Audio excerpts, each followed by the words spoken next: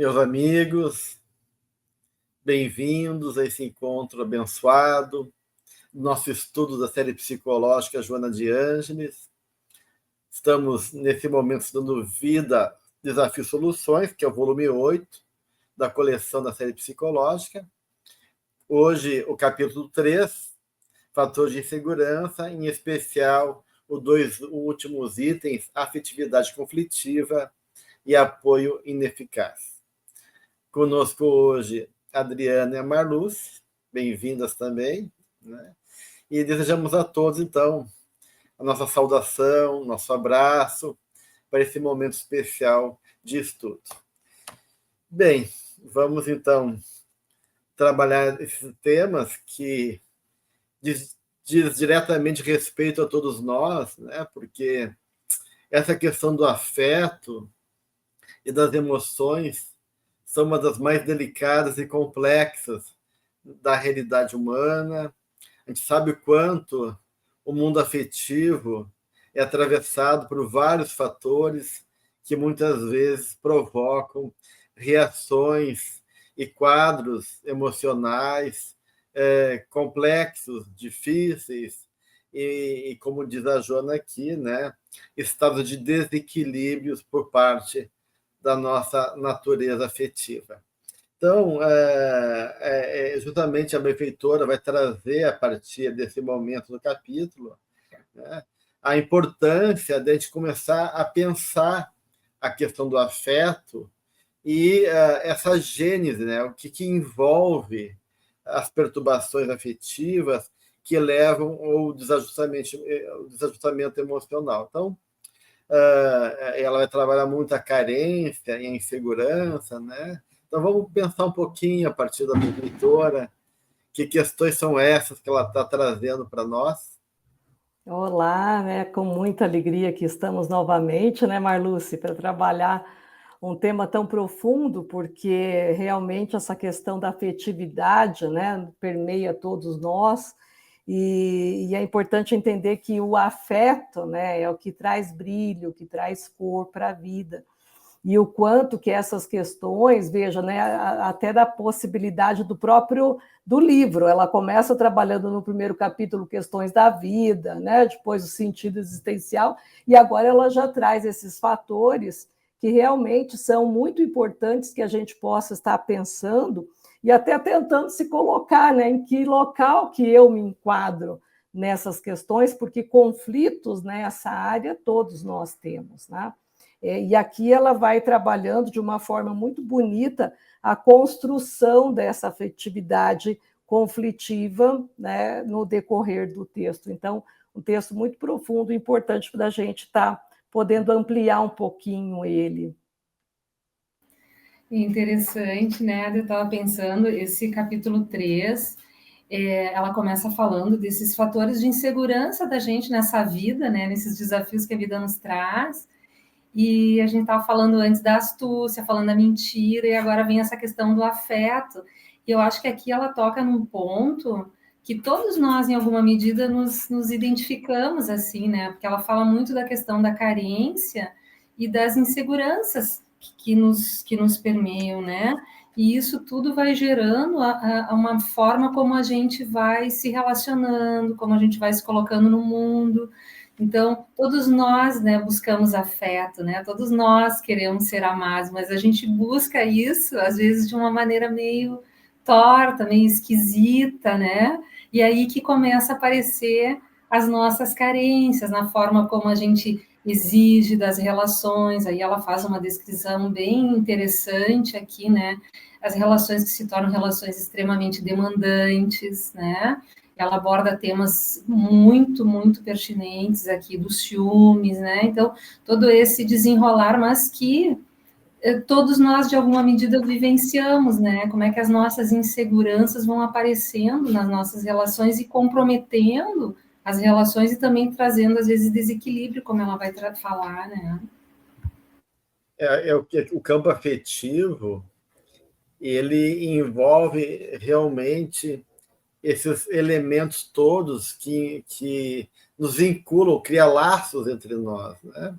E aí, de uma certa maneira, implica uma série de questões, né, de tendências, emoções, né, sentimentos, e que a gente é atravessado do momento, né, ligado a esses aspectos que potenciam o ser humano a se expressar no mundo e se vincular ao outro, né? Seja a partir do apego lá na infância, seja a partir das representações emocionais e afetivas que vão sendo construídas ao longo da caminhada da construção da personalidade, e se implica também, né? A autoestima, as cargas hormonais, envolve também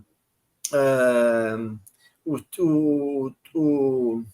tipo de vínculo, né, que vai se construindo, em cima de que esse vínculo se constrói. Então, realmente, o afeto, né, acaba sendo um campo rico de suscetibilidade do ser humano, da sua experimentação enquanto condição, né, que envolve a sua relação com o mundo externo e consigo mesmo, né? Então, por isso que ele é tão importante, né, esse tema para todos nós.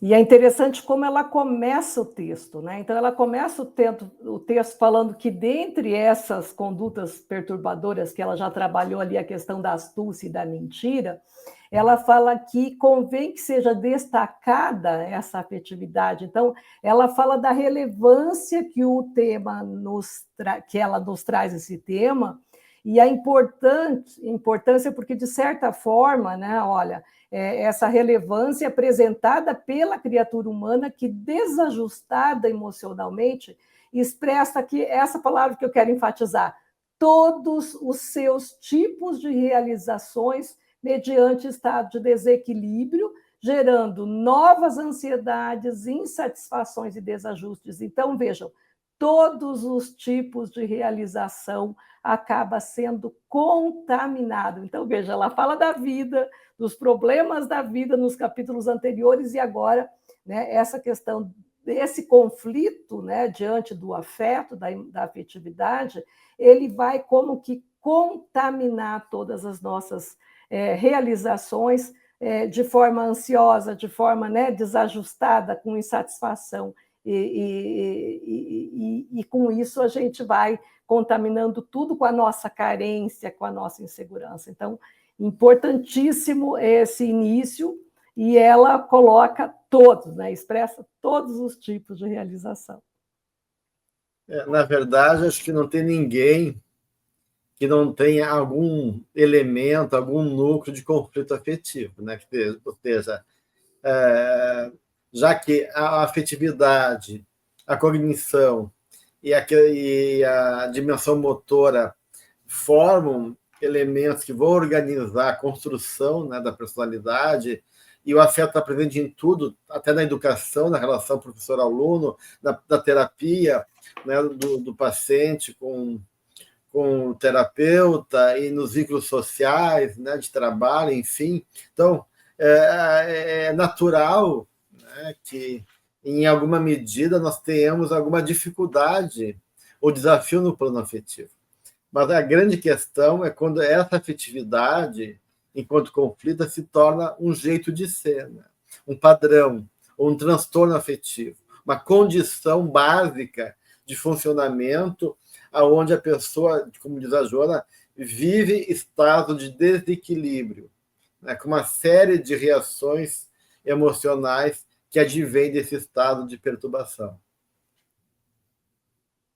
E aí ela diz, né, na sequência ali, muito interessante, que a carência, especialmente a carência afetiva e insegurança, normalmente produzem comportamentos antinaturais, né? Então, eu fiquei pensando nisso, né? Ela diz instáveis, que chamam a atenção de forma desagradável, né? Então, aquilo que sempre está faltando alguma coisa, né? Na carência, eu estou sempre buscando que o outro dê conta do meu mundo interno, e não tem nada que me convença, né? Porque a carência é tão grande, às vezes, que não tem nada que a pessoa faça que faça o outro se sentir amado, querido, né? E essa coisa de comportamentos antinaturais, então cria nas relações afetivas um peso muito grande, né? E se tornam relações muito demandantes, complicadas, né? Que depois ela vai aprofundar ali quando começa a questão do ciúme também, né? Então a vida emocional acaba ficando muito empobrecida ali, né? E como ela diz, instáveis, né? Então, são relações, assim, que causam, nesse nível de perturbação, um sofrimento muito grande também, né? Tanto para quem demanda, como para quem está ali, né? Sendo a pessoa que recebe toda essa projeção aí, né?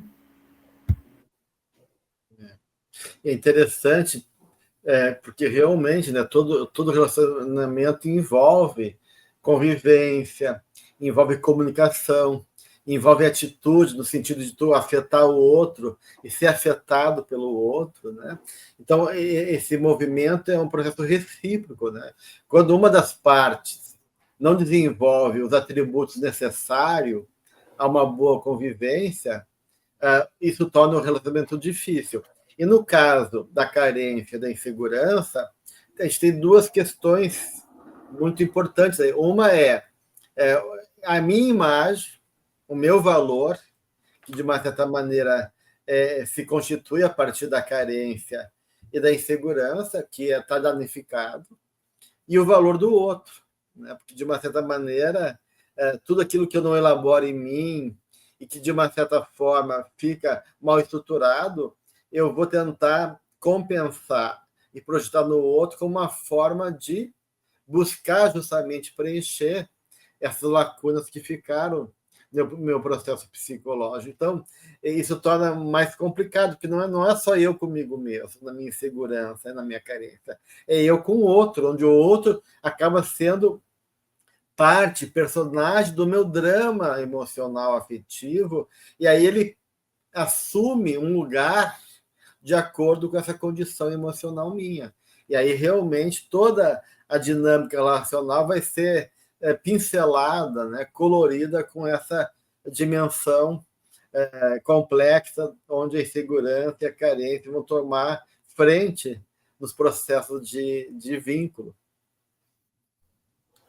E na sequência ela vai falar o quanto que isso vai ser danoso quando a pessoa começa a confundir afetividade com paixão, né? Então aí depois ela vai falar desse mecanismo, né, de transferência que ocorre, mas eu queria antes disso até separar, né, explicar um pouquinho, né, o que é afetividade e o que é a paixão, né? Porque a palavra paixão vem de patos, vem de patologia.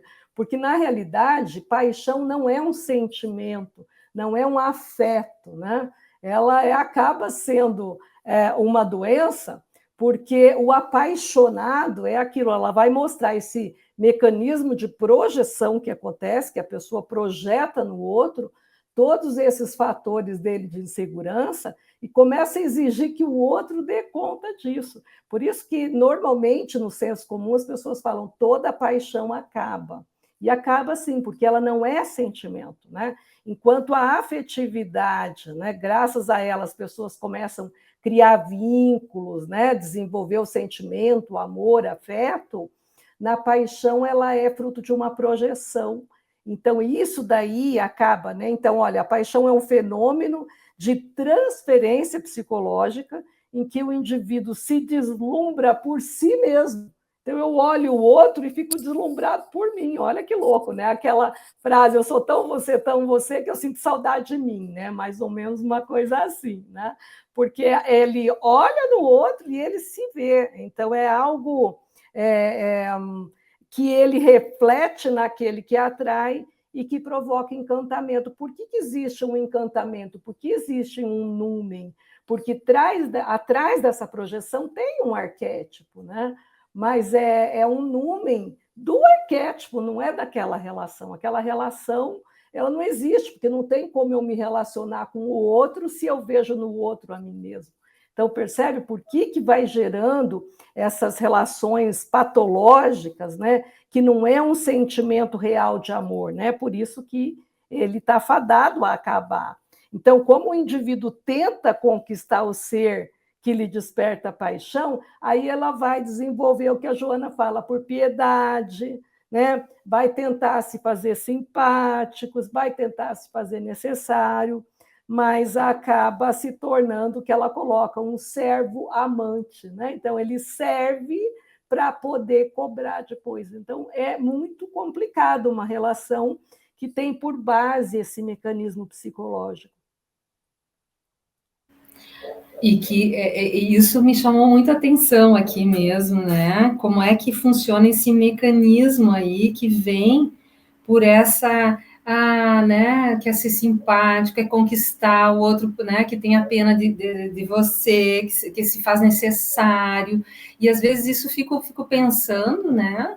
Que às vezes a pessoa não se dá conta do nível de carência que ela tem ou de toda essa projeção, né? Porque a gente está falando como se fosse algo, às vezes, de caso pensado, mas não necessariamente é assim, né? A gente, quando está nas relações, pode até, às vezes, não perceber que essas coisas estão acontecendo e o quanto... ali também ela fala, né, de isolar o afeto dos outros relacionamentos e atividades, né? Então, a gente, às vezes, faz isso de uma maneira que não parece tão ostensiva, assim, né? Mas sem perceber está por trás de uma necessidade emocional da gente, né, que a gente não consegue identificar, né, porque não é fácil, às vezes, a gente chegar, né, nisso do quão carente realmente nós somos. E acontece uma coisa interessante que depois ela vai desenvolver, que daí se torna uma questão onde tu aprisiona o outro, né, e tu mesmo fica aprisionado. E isso, né, seria o contrário do amor, né, a antítese do amor, né, porque o amor pressupõe deixar o outro livre, né, e não esse aprisionamento, que é essa afetividade perturbada. E me chamou a atenção isso, assim, que isso pode acontecer em vários níveis, né? Não num nível tão patológico, mas nas nossas relações diárias, que a gente às vezes nem se dá conta, isso passa meio que despercebido, né?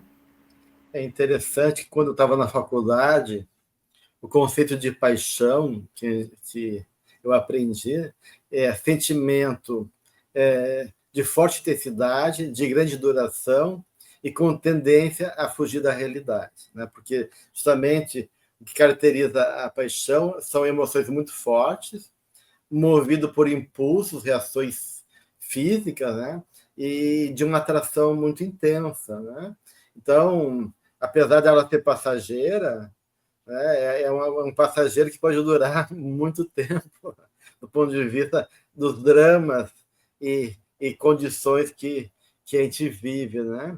E aí a gente vê assim que a paixão, ela é parte do campo afetivo.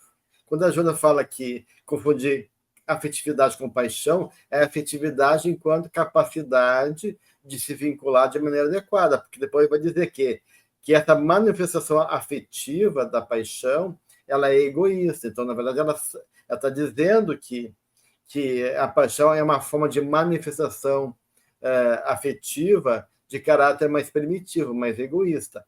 Mas ela está vendo uma diferença entre uma afetividade adequada e a paixão, que mobiliza várias outras emoções e sentimentos, como amor e ódio, desejo, fanatismo, excesso de entusiasmo, emoção, adoração, opinião fervorosa. A paixão não está só nas relações afetivas. Tu pode estar tomado por uma ideia, uma fantasia, né? Quase que delirante. Então, de uma certa maneira, isso acaba estar presente realmente em vários momentos da sua vida, e eu acho que o que é importante, que ela está trazendo, que a gente possa realmente ter a capacidade, né, de poder contatar com as nossas paixões para poder avaliar o que está em jogo nesse campo afetivo, quando tinha tomado por esse estado, porque geralmente tem questões muito infantis aí, carências muito básicas, né? Necessidade de autoafirmação, ligada a essa insegurança, essa carência que ela coloca, e também, de uma certa maneira, a paixão, né? Quando ela rompe essa condição mais situacional, mais passageira, e se torna um padrão mais presente, né? Ela está ligada muito a colocar aquilo, né? Aquilo que é o outro, seja uma ideia, seja a pessoa, no lugar do self, né? Como algo essencial para a tua vida. Então, de uma certa maneira, eu fico preso, condicionado àquele elemento, porque o outro se torna daí algo fundamental, essencial na minha condição de existência, né? Parece que sem o outro eu não consigo viver. Então, começa realmente a criar essas questões todas que tu citou, né, Marluce, que ela vai trabalhar na medida que ela vai avançando aqui o capítulo, esse jogo de estar prisioneiro e aprisionar o outro, né? Então, tudo começa a ser um jogo aí complicado, e aí realmente o movimento da paixão deixa de ser o amor e passa a ser o poder. O poder é o grande elemento que sustenta as paixões. E é interessante lembrar Jung que ele coloca exatamente isso, que onde o amor impera, não há desejo de poder. Então, se nós pensarmos nessas duas forças, elas são opostas entre si. Então, onde o amor impera, onde tem amor, não tem esse desejo de domínio, né? Então, a grande característica, né, a manifestação dessa afetividade conflituosa e baseada nessa paixão, nessa projeção do outro, é que ele tem um caráter egoístico, né? Ele pensa apenas em receber, ele não consegue dar afeto, dar carinho, não, dar proteção, ele quer receber, ele quer que o outro proporcione a ele. Ele é insaciável, quer dizer, quanto mais o outro proporciona tudo, né? Afeto, carinho, atenção, cuidado, esse ser que está nessa polaridade paixão no sentido patos, né? Não nessa coisa do sentimento, mas nessa questão mais primitiva, ele tem um caráter de um ciúme doentio. E aqui a gente para e é só olhar para a televisão, nos noticiários, que a gente consegue ver o que a gente tem visto muito hoje, né? O ser evolui, estamos aí no século XXI, mas as nossas relações são primitivas ainda, onde muitos, né, tanto o homem quanto a mulher, têm uma questão patológica mesmo em relação ao ciúme. Então, o ciúme, ele é algo necessariamente que precisa ser tratado, precisa ser acolhido, precisa ser conscientizado, porque aí, às vezes, o ser fala assim, não, eu não sinto ciúme, eu só não quero que ele saia de perto. Eu não sinto ciúme, eu só não quero que eu use um short, que eu use uma bermuda. Eu não sinto ciúme mais. E aí vai elencando tudo aquilo que foi como a Marluce disse, vai aprisionando esse ser. Esse ser vai ficando preso, vai ficando atrelado ao bel prazer do outro. O outro tem essa... Ele acredita que tem a condição de mandar na outra pessoa. Então, são dois seres fragmentados que tentam se unir. Não. Na realidade, o princípio da individuação, ele diz o oposto, eu tenho que estar inteiro comigo mesmo para poder ter uma relação inteira com outra pessoa. E não querer que o outro me complete. Veja, é egoísmo quando eu quero que o outro tenha o dever de me completar, né? Então, não é assim que a gente deveria ter numa relação. Relação pressupõe troca, é uma dialética. E se é só unilateral, não é uma relação. E essa questão do aprisionamento, né? E de querer só para si. Você sabe que me veio uma imagem agora daquele filme dos anos 80, O Feitiço de Áquila. Não sei se vocês vão lembrar, né? Que ele é um homem religioso, ele se apaixona por uma mulher, e aí e ela não ama ele, e ela ama outro. Então ele faz um feitiço em que ela se transforma em lobo de noite e o amor da vida dela se transforma em águia, né? Então eles nunca podem se encontrar, né? Eu acho uma imagem tão bonita, assim, simbólica, né, nesse sentido, de que, e mesmo que ele tentava impedir que esses dois se encontrassem, ainda aparecia um terceiro que ajudava eles, né? Então, os caminhos do amor aqui indo pelo oposto desse ciúme que tu estava falando, né, desse aprisionamento, e às vezes a gente vê, né, que tem relações que se constituem a partir disso. E aí se tornam relações doentias, muitas vezes extremamente violentas, né? E aí se estabelece uma dinâmica complicadíssima, né? Que tem, às vezes, repercussões graves, né? Então, essa questão... Pode terminar. Não, vai lá, Zé.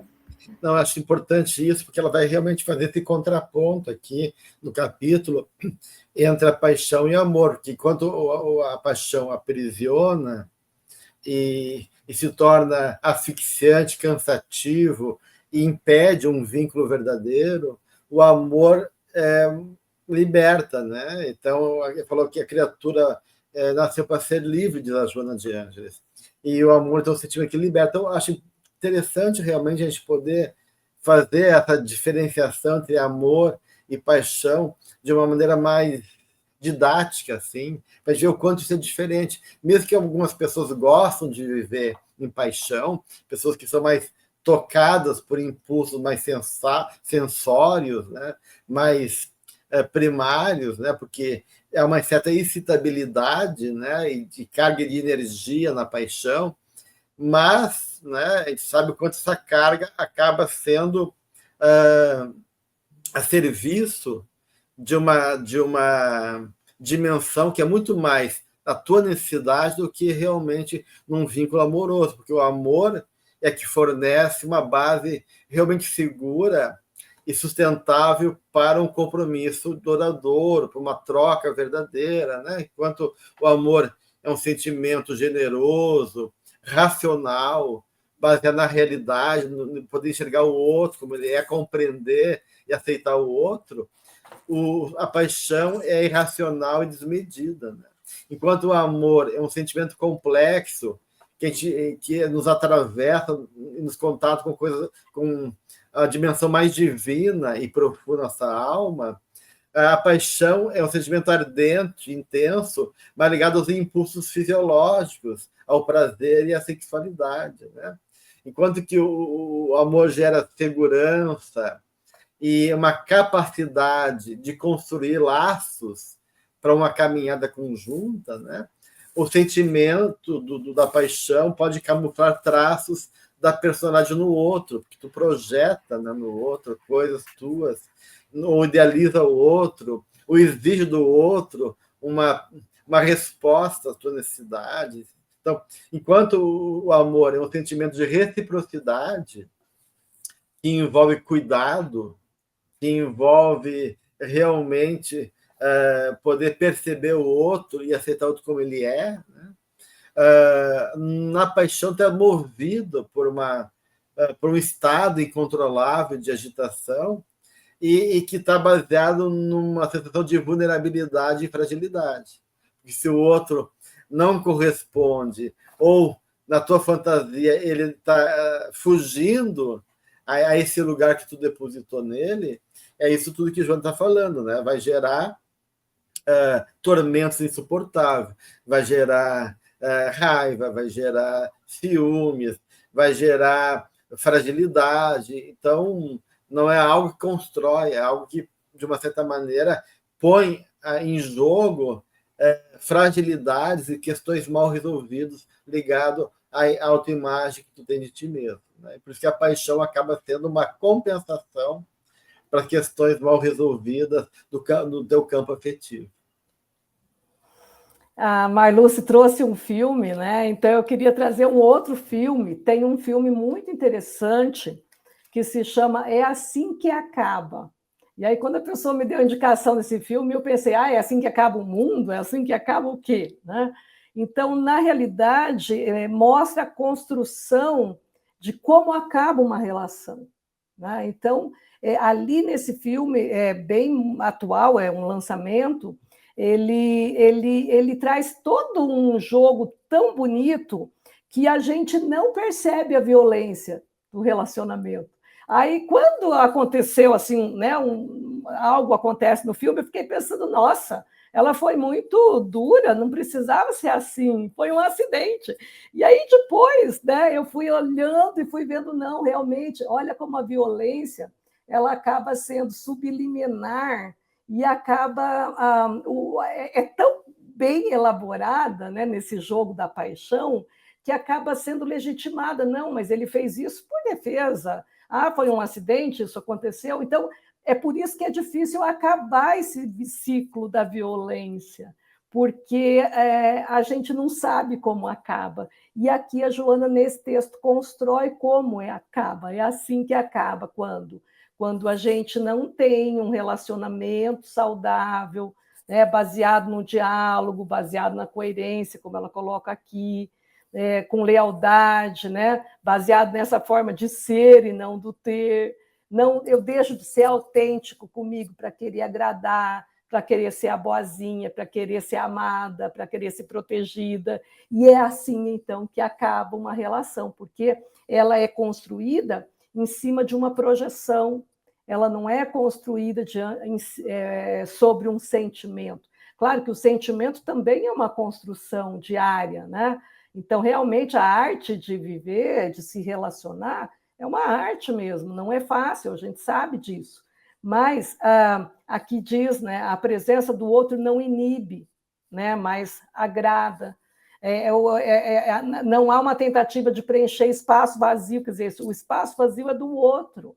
A pessoa não precisa ir lá preencher esse espaço, não cabe a ela isso. Os espaços vazios estão lá por uma prova necessidade desse ser. Eu vejo como é interessante. Então, é importante a gente entender como acaba uma relação. E ela acaba exatamente com esse desejo de poder, querendo mandar do outro, a questão da liberdade, né?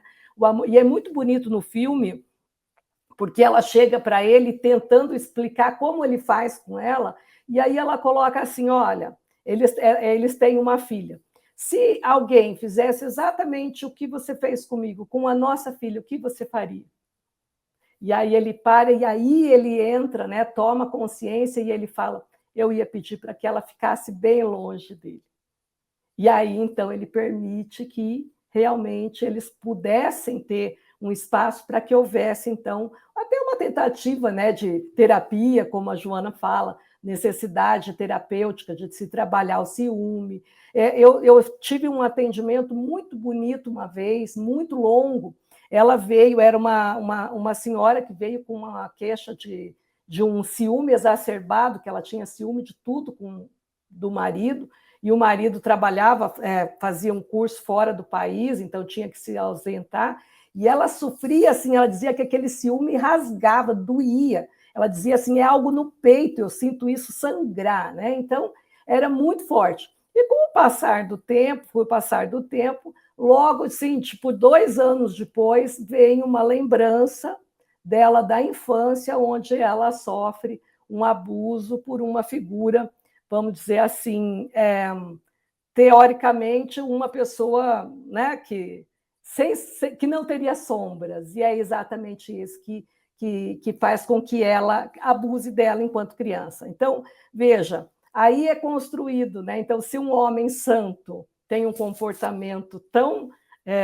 instintivo, então nenhum dos homens são confiáveis, né? Então, a partir do momento que aquela lembrança vem, que ela pôde trabalhar isso que estava tão reprimido, né? Tão protegido ali, ela conseguiu, então, trabalhar o ciúme, e a partir dali ela libertou, então, esse amor, né, esse marido, dessa cobrança desse ciúme doentio. Então, veja, existe um tratamento, existe uma forma de entender as feridas, todo sintoma mostra uma alma machucada, ferida, que precisa ser acolhida, né? Então, a Joana mostra aqui que essas feridas têm raízes, né, numa infância solitária, maltratada. Ali, no caso, foi um abuso físico mesmo, né, que ela simplesmente esqueceu. Aí a gente fala, né, realmente reprimiu, tirou, excluiu da consciência. E com a terapia, aquilo devagarzinho pôde ser trazido e pôde ser lembrado, né? Então, existem raízes dessa conduta, portanto, existe uma forma de trabalho e existe uma forma de modificar esse quadro. Interessante que daí essa questão, né, porque ela fala ali dessas relações, né, que se tornam cansativas, e ela usa uma imagem do controlador emocional, né, então, né, dessa coisa do sufocamento, né, de quem está vivendo nessa relação. E aí eu fui buscar lá, né, na carta que Paulo escreve sobre o amor, né, tá, mas então a gente realmente tem um caminho longo para aprender a amar, né, e um dos atributos do amor que o Paulo coloca é que o amor não maltrata, ele diz ali na carta, né, ele não maltrata, ele não inveja, né, ele não procura os seus interesses, né, não se ira facilmente, né, não guarda rancor, né, exatamente o oposto, assim, né, dessa relação baseada no controle, no poder, né, então, esse contraponto com essa liberdade, né, da gente deixar o outro ser quem ele é, mas para isso, realmente, a gente precisa não está tão tomado por essa questão das nossas próprias necessidades, né? Porque a gente fica nessa fase mais infantil ali, né? De tendo essa necessidade de que o outro nos atenda em tudo, né? Então, quando eu fico muito autocentrada em mim, eu não consigo enxergar o outro, então, né? É uma construção isso. E é verdade, tu tem razão, a gente recebe pessoas com um sofrimento muito grande, por sentirem ciúme e já terem consciência de que isso não é bom e não conseguir, né, entendem racionalmente que isso está disfuncional, que isso não é, mas é difícil sair desse funcionamento aí, né, e aí quando tu vai ver, tem tanta coisa envolvida por trás que realmente, às vezes, precisa mesmo de terapia, né, e auxílio para poder sair de uma situação assim. A gente vê quanto o noticiário está vendo casos, né, de assassinatos, não só de relações conjugais, mas de filho e pais, né, genros e sogros, né, numa dinâmica perversa, onde as pessoas são tomadas por uma violência e tomado por essas paixões, né? Porque, de uma certa maneira, como diz a Joana aqui, a libido, né? Porque na paixão tem uma carga de libido intensa, né? E ela falou que essa libido está sob estímulos equivocados. Então, há uma e como está equivocado, tu acaba levando a outra uma representação emocional intensa, justamente porque tem essa projeção, né? A pessoa projeta, idealiza o outro, ou, ao contrário, o outro sai do céu e vai para o inferno, né? Quando a gente vê casos de afetividade patológica, aquilo que parecia amor, porque não era, vira ódio, né? Tem casos, né? Eu conheci um caso, um documentário de um americano que descasou, e aí não queria um envolvimento afetivo sério, porque estava recém-descasado, e deixou isso claro para as pessoas, se mudou de cidade, conheceu uma pessoa nova, começou a sair com ela, mas assumiu que não queria nenhum compromisso no momento, só amizade, e quando ela viu que ele saiu com uma outra mulher, ela mata a outra mulher, assume a identidade da outra mulher e começa a dizer que ele infelicidou a vida dela, como se fosse a mulher morta.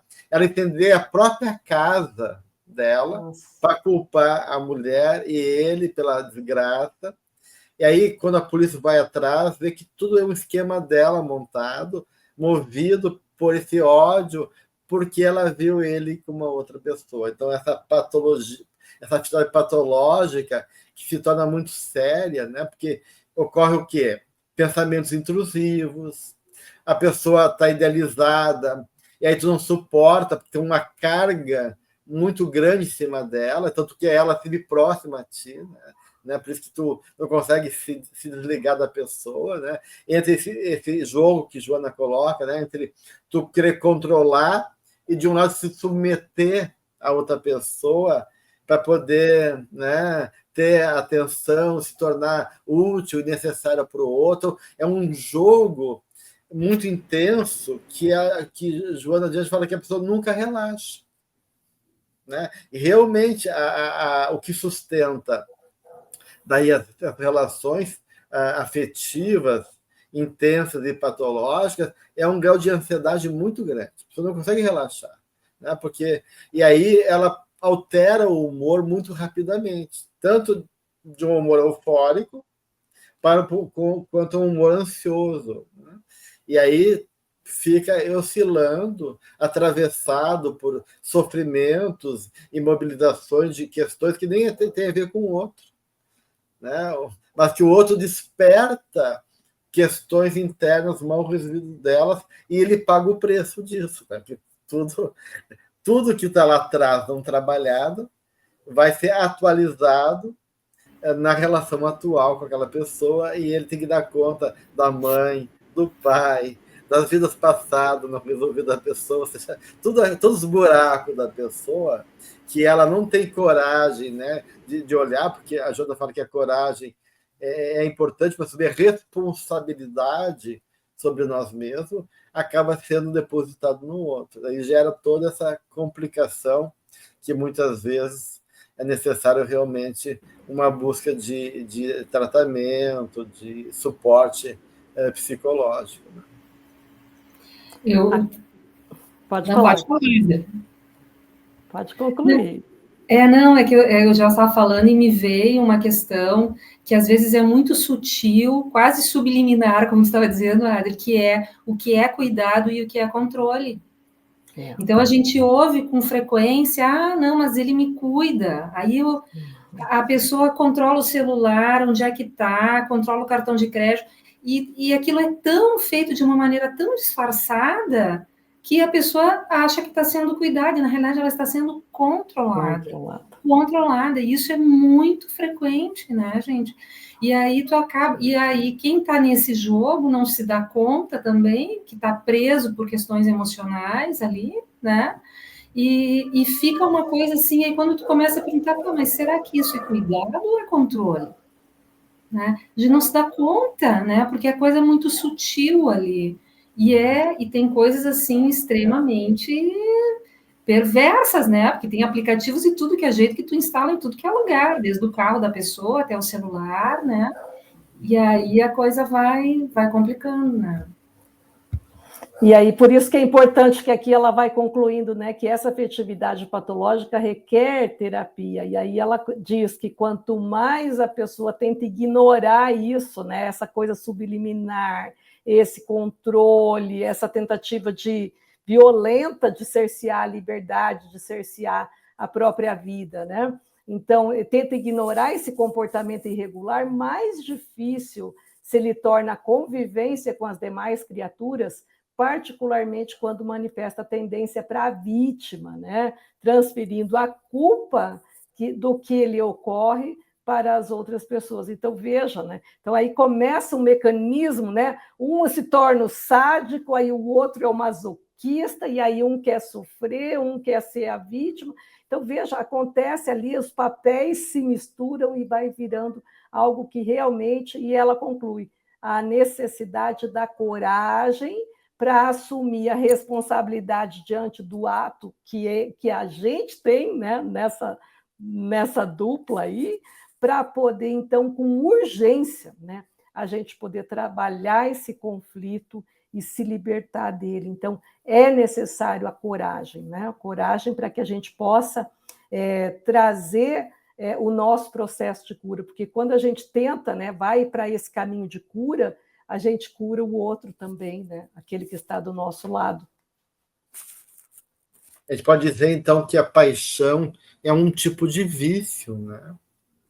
Por causa, pelo lugar que ela ocupa, é um tipo de vício emocional, tu precisa do outro, né? Tu, de uma certa maneira, cria um condicionamento aonde o outro se torna um lugar que não é o lugar apenas da troca, do respeito, da admiração, da cooperação, né? Todas as questões que envolvem, né, a afetividade adequada, né? Mas sim, né, toda essa projeção, né, que está ali onde questões minhas, né, foram despertadas pelo outro. Né? Então, o outro acaba... E aí ela entra na questão dos apoios ineficazes. O outro realmente se torna uma bengala. Né? O outro acaba sendo tendo um papel essencial, como o bebê, dependendo da mãe. Né? Eu me transformo emocionalmente que nem um bebê, onde é como se eu não tivesse capacidade mais de viver sem um outro. Né? Olha só que inversão de dinâmica aí, né? E aí eu vou colocar no outro certos apoios que Joana vai dizer que isso é ineficaz. O outro nunca vai dar conta da tua necessidade, né? Nunca vai poder preencher, né, estados internos e sentimentos da qual tu vai poder ter que trabalhar. O outro pode ser um apoio em certa medida, pode ser alguém que está ali junto contigo, mas ele não pode se tornar essencial e fundamental a ponto de tu ter uma fantasia que sem o outro tu não pode viver, porque muitas vezes a pessoa se sente assim. Né? Não pode... até a pessoa pensa na pessoa o tempo todo, né? Esse pensamento obsessivo, intrusivo, né? E realmente tudo é vivido a partir do outro. Então é muito complicado isso. E nesse apoio ineficaz, que acaba sendo uma sequência, né? Porque é um comportamento que essa pessoa que tem esse conflito, né? Ele vai, para fugir dessa realidade, ele começa a usar esse mecanismo de apoio, né? De poder criar isso, né? Ele quer ele quer compaixão, então ele vai se tornar enfadonho, cansativo, que aí ele é sempre coitadinho, ele é sempre a vítima. E aí que é engraçado que entra, eu falo que é um jogo, né? Porque aquele que gosta de mandar se relaciona com aquele que quer ser mandado, né? Porque, veja, uma vez uma pessoa me disse assim, ele tinha um transtorno na área da sexualidade e ele falou para mim, ele era masoquista, e ele dizia assim, você sabe quem manda numa relação onde eu sou masoquista? Eu falei, não, né? Aí ele disse assim, eu mando. Eu falei, mas como você manda? Né? Você está ali, você apanha, você sofre, né? Ele tinha alguns requintes de crueldade nessa sexualidade dele, e ele dizia assim, olha, essa mulher faz comigo exatamente o que eu quero que ela faça isso, e ela faz. Então, olha que interessante, né? Olhar pelo lado do masoquista, que ele tem o desejo de sofrer com isso. Então aí a gente pode ver o quanto são realmente questões, são conflitos nessa afetividade, né? Porque ela vai entrando num caráter de adoecimento que realmente é muito grande. Quando a gente sai desse parâmetro, teoricamente, de normalidade, que eu não gosto desse termo, porque não existe o normal, mas vai entrando por essa coisa dos transtornos na área da sexualidade, a gente vai ver isso, né? Aqui ela traz algo mais dentro da nossa relação diária. Então, essa questão que se torna enfadonho, cansativo, sempre se sentindo incompreendido, né? E aí eu me lembro daquele desenho, né, que tem o Lipe, que ele diz, ó vida, ó céus, né? Eu sabia que não ia dar certo. Então, ele é um eternamente sofredor, ele é uma hiena que está sempre reclamando. Né? Então, veja, como que de vítima, ele sai da postura de vítima, do papel da persona, e ele se torna um acusador inconsistente. Então, ele sai dali, né, nesse movimento de mecanismo de apoio, e aí ele vai para outra polaridade. Né? Então, ele sai de um polo e vai para o outro polo. Por isso que é um apoio ineficaz, não dá certo, não está fadado a não dar certo, porque ele vai para a calúnia, ele vai para a infâmia, maledicência, quando não, ali no caso, né, esse exemplo que o Gelson deu, de pôr fogo na casa por um ciúme. Né? Imagina o quanto isso realmente ele vai de uma polaridade à outra, assim, em segundos. E essa imagem da vítima, né, que a Joana está dizendo aqui, que tem a ver com evitar o enfrentamento com a própria consciência.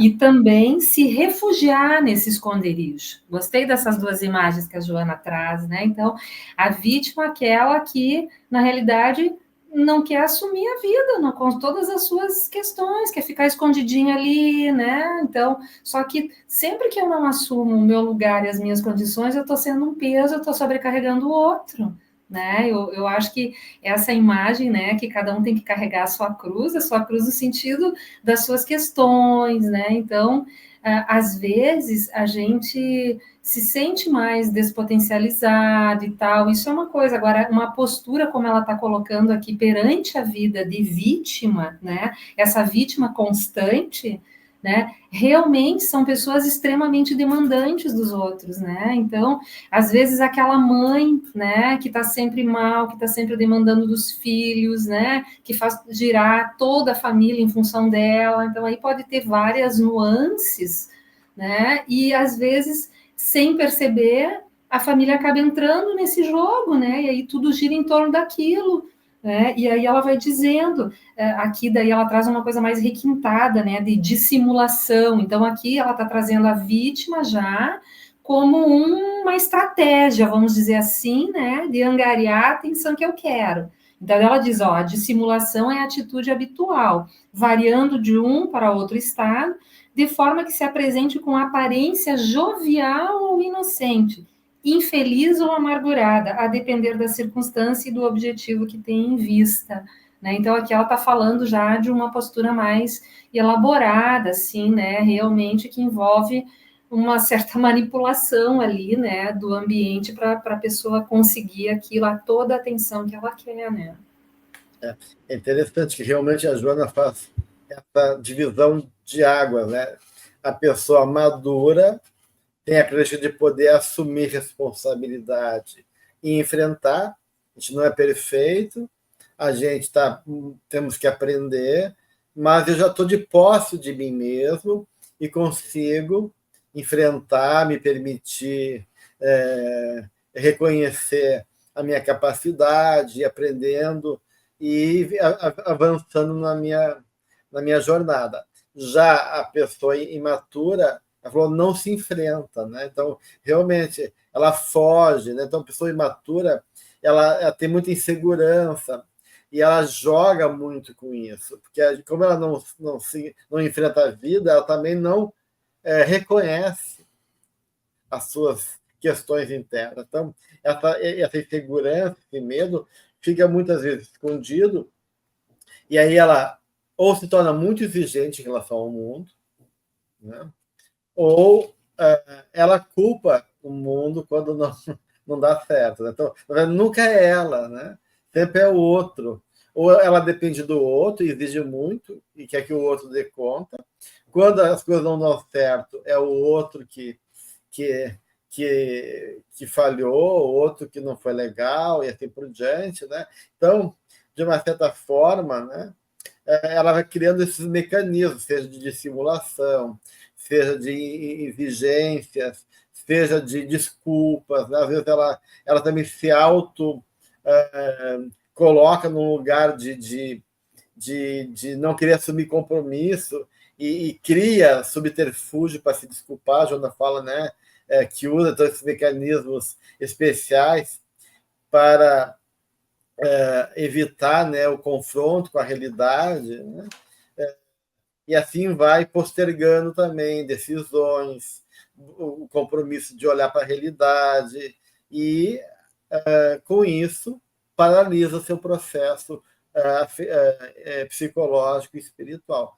E ela fala, então, que essa condição, né, é de uma condição de uma pessoa que está numa condição de personalidade infantil, não cresceu, né? Ela está lá estacionada, identificada com essa imagem infantilizada da qual ela não reconhece, mas ela vive identificado com essa imagem e atua, né? Se comporta dessa maneira. Tem um detalhe que eu achei brilhante da Joana quando ela descreve aqui o ser psicológico maduro, porque ela traz as características e ela diz assim, ó, quando se fragiliza. Então, olha que legal. Então, o ser psicológico maduro não é aquele que já está evoluído e que vai estar sempre bem, não. O indivíduo maduro ele vai ter momentos de fragilidade, momentos de muita dor e sofrimento, mas olha, ele para, ele reflexiona e recomeça, né? Ele procura se fortalecer nessa luta e evita a fuga.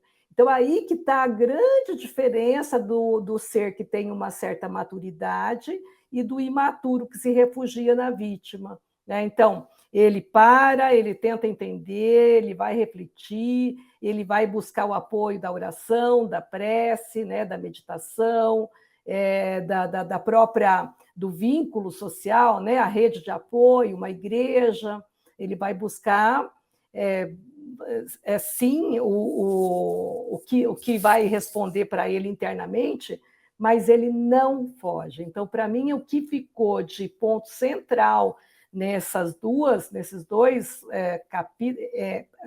partes do capítulo 3 é a questão da fuga, né? Então, quando o ser já vai adquirindo uma certa maturidade, ele vai começar conscientemente a olhar para as suas dificuldades, sabendo que é ali que ele precisa, e me lembra muito Kardec quando ele vai falar do verdadeiro espírita, né? Reconhece-se o verdadeiro espírita pelo esforço que ele faz para domar as suas más inclinações. Não é se ele vai errar sempre ou acertar sempre, mas o quanto ele se esforça. Então, o ser maduro, ele se esforça para poder, então, não fugir e estar consciente de tudo que ele precisa fazer. Isso é lindo, não é? Então, tira até da maturidade uma necessidade de perfeição, que não é isso que a gente precisa nessa encarnação. A gente só precisa ficar em pé e dar conta, né? Aquilo que no Grandes Sertões Veredas ele fala, né? O que a vida quer da gente é coragem, né? Ele repete no livro assim várias vezes, porque é isso, o que a vida quer da gente é esse esforço, é a coragem e não fugir das questões que nos são cobradas diariamente. Bacana tu lembrar isso, Adri, porque é isso mesmo, né? A gente vai se sentir frágil, a gente vai querer se colocar como vítima às vezes. Vai até querer colo, né, Marluce? De repente até bom um colinho, mas... Vai ter momentos que a gente vai estar carente, né? E a gente poderia dizer, bah, hoje estou carente, estou precisando mesmo, né? Que alguém decida por mim. Mas tudo isso com consciência, né? Sem medo de se comprometer, sem medo, né? Eu acho que é um nível de consciência também é importante, né? Que a Joana traz aqui, da gente trazer, né? De a gente começar a identificar esses padrões que vão regendo. E eu acho isso sensacional, isso que tu trouxe, Adi, realmente, para não dar a impressão de que quando a gente vai amadurecendo, a gente não vai mais tendo problema. Não, o que diferencia um estado mais infantil do estado mais maduro é como eu vou lidar com o problema, porque o problema vai estar ali, né? Agora, isso é legal da gente olhar na trajetória da gente, né? Ah, como é que eu agia 5 anos atrás e como é que eu estou agindo agora? Na mesma situação, porque as situações vão se repetir, os desafios vão se repetir. Então, o que ela propõe em vários momentos da obra dela é o autoencontro, né? Então, esse autoencontro é ser verdadeiro conosco mesmo, nossa busca do autoconhecimento. E isso não é uma exigência, porque eu já sei da doutrina espírita, já sei a minha realidade, que agora, então, eu tenho que ser perfeito. Não existe isso.